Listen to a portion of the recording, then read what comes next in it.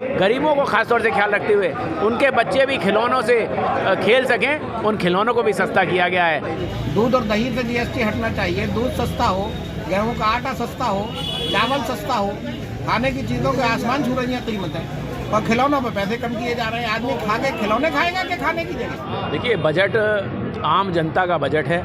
मैं आदरणीय वित्त मंत्री जी और प्रधानमंत्री जी को बधाई देना चाहता हूं कि आम जनता का ये बजट पेश किया गया है। जैसे इसमें प्रधानमंत्री आवास योजना में जो 66% की बढ़ोतरी की गई है, जिससे कि हमारे जितने भी ज़रूरतमंद गरीब भाई बहन हैं उनको आवास जल्द से जल्द उपलब्ध हो सकें। इसी तरह जो आम महिला है उसको 2 लाख रुपए तक पैसा जमा कर सकती है और उस पर 7.5% का फिक्स ब्याज उसको दिया जा रहा है, यानी कि वो भी अपने आप को सशक्त महसूस करे। रेलवे में आज तक का आज़ादी के बाद से सबसे ऐतिहासिक बजट दिया गया, सबसे ज़्यादा बढ़ाया गया। इसका मतलब मूलभूत सुविधाएं जो वहाँ हैं 75,000 करोड़ नए प्रोजेक्ट में दिए गए हैं, लेकिन मूलभूत सुविधाएं जो हैं या पुराने जो हमारे डिब्बे हैं वो बढ़े।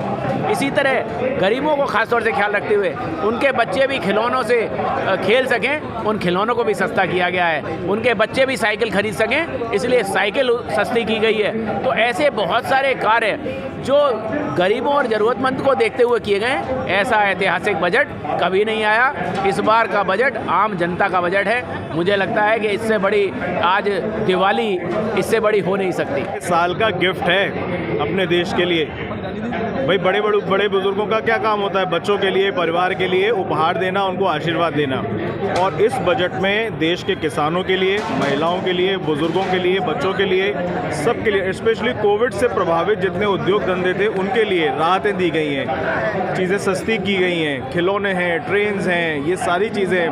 कितना सारा 75,000 करोड़ रुपए का बजट रखा गया है। नए नर्सिंग स्कूल, मेडिकल कॉलेजेस खोले जा रहे हैं। तो ये एक प्रकार का बहुत बड़ा उपहार है हमारे देश के लिए, और इसके लिए मैं देश के वित्त मंत्री और देश के यशस्वी प्रधानमंत्री दोनों को बहुत बहुत धन्यवाद देता हूँ।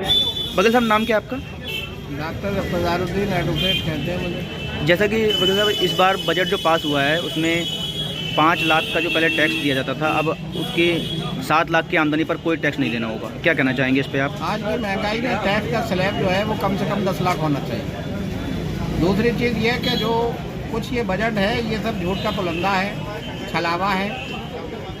बजट में जो है सबसे पहले ये ध्यान रखना चाहिए जो बुनियादी चीज़ें हैं, जो ख़ास ज़रूरत की चीज़ें हैं, खाने की चीज़ें हैं, गैस पे पैसे कम होना चाहिए, पेट्रोल पे पैसे कम होना चाहिए, डीजल पे पैसे कम होना चाहिए। दूध और दही से जीएसटी हटना चाहिए। दूध सस्ता हो, गेहूं का आटा सस्ता हो, चावल सस्ता हो, खाने की चीज़ों के आसमान छू रही हैं कीमतें, और खिलौनों पर पैसे कम किए जा रहे हैं। आदमी खा के खिलौने खाएगा कि खाने की जगह? अजीब मामला है। मैम, मैं आपका नाम जानना चाहूँगा। मैं कोमल मित्तर। मैम, आप एक शिक्षक हैं और आज देश का आम बजट पास हुआ है। क्या कहना चाहेंगे शिक्षा के क्षेत्र में इस बजट में क्या खास है?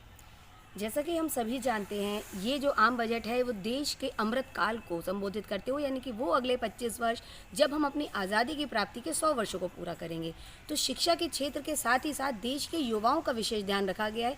G20 की अध्यक्षता जो हाल ही में अभी हमें मिली है, हमने ये पाया है कि उससे सर्वाधिक लाभ हमारे शिक्षित रोजगार वर्ग को ही होना है। रोजगार की प्राप्ति हो या सेल्फ एंटरप्रेन्योरशिप हो, ये सारे लाभ सीधे सीधे इस बजट के माध्यम से हमारे बेरोजगार युवाओं को ही मिलने वाले हैं। मैम, महिलाओं को लेकर क्या कुछ नया है इस बजट में? क्या कहना हमारे चाहेंगे? वित्त मंत्री ने महिला होने के नाते महिलाओं के बचत पर विशेष ध्यान दिया है। और जैसे कि कई बार महिलाएं बाजार में निवेश करने से बचती हैं और अपनी सतत स्थायी आय की ओर ध्यान देती हैं, उसे ही दृष्टिगत रखते हुए 2 लाख तक की बचत पर निश्चित रूप से 7.5% प्रति वर्ष की दर से मिलने वाले ब्याज की जो गारंटी दी है, वो महिलाओं को न केवल घर का बजट चलाने वरन भविष्य की योजनाएं और अपने पैरों पर खड़ा करने के लिए एक पूंजी निर्माण में मील का पत्थर साबित होगा। तो मैम, क्या लगता है इससे महिलाएं जो अपनी बचत जो करती हैं, महिलाओं का जो घर खर्च चलता है, उसको लेकर इस बजट के बाद उस पर क्या प्रभाव पड़ने वाला है? क्यों नहीं, एक और जहां महिलाएं अपनी बचत को सुरक्षित रूप से निवेशित कर पाएंगी, वहीं साथ साथ बजट में आयकर में दिए गई राहतें, जैसे कि हम देख रहे हैं वर्तमान में एक बड़ा महिला वर्ग आयकर के दायरे में आ रहा है, उस राहत से भी लाभान्वित होगा और उनके अपने दैनिक बजट में उन्हें एक सरप्लस सा दिखाई देगा। कहीं ना कहीं उनकी प्रयोज्य आय, जिसे डिस्पोजेबल इनकम भी कहा जाता है, में वृद्धि उन्हें प्रतीत होगी। ठीक, धन्यवाद। आपका नाम? मेरा नाम मुशर्रफ खान है। मैं शाखा अध्यक्ष NRM बरेली शाखा। जी ये जो बजट अब की बार आया है, क्या रेल कर्मचारियों को क्या फ़ायदा मिलने वाला है? देखिए, रेल कर्मचारियों को जैसे आशा थी कि माननीय प्रधानमंत्री जी चुनावी बजट को देखते हुए बच्चों को नौकरी का देने का काम किया जाएगा, रोजगार के साधन उपलब्ध होंगे, लेकिन ऐसा कुछ लग नहीं रहा क्योंकि बजट पूरी तरीके से निजीकरण की ओर बढ़ावा देने का इशारा कर रहा है। दूसरी बात यह है कि जैसे हम लोग टैक्स देते हैं सरकारी कर्मचारी, तो हम लोग जब साल में पूरा टैक्स दे देते हैं तो आयुष्मान कार्ड की तरह एक कार्ड होना चाहिए जिससे हम बाकी टैक्स से बाजार में जाके बचें। जीएसटी, हाउस टैक्स, विद्युत टैक्स, जो तरह तरह के टैक्स भी हम दोबारा देते हैं, तो ऐसी कोई भारत सरकार योजना बनाए जिससे सरकारी कर्मचारी, जब हम एक बार टैक्स दे ही रहे हैं, साल में पूरा टैक्स देते हैं और सरकारी कर्मचारी टैक्स देता, तो अन्य टैक्स से हमें राहत मिलना चाहिए। हम ऐसी उम्मीद कर रहे थे, ऐसा भी कुछ नहीं हुआ। कर्मचारियों के लिए दोहरी मापदंड है। अब देखिए, आगे हमारे महामंत्री आदरणीय शिव गोपाल मिश्रा जी जो रणनीति बनाएंगे उस पर पालन किया जाएगा।